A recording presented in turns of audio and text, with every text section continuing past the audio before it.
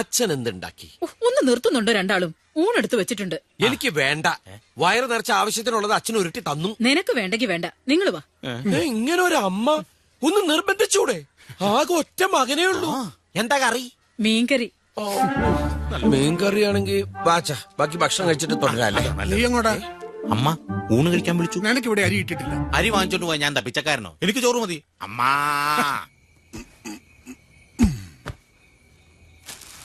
വെറുതെ മാനം നോക്കി കിടക്കാതെ അച്ഛനെ ഒന്ന് സഹായിച്ചു വിടടാ നിനക്ക്.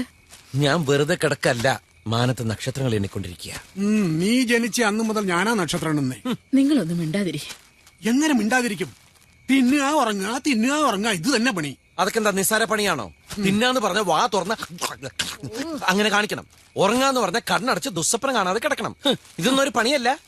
വന്ന് കെട്ടറാ. വന്ന് കെട്ടടാ എന്ന് പറയണ കേട്ടാ തോന്നും അവിടെ പെണ്ണിരിപ്പന്റെ കെട്ടാൻ. അയ്യടാ,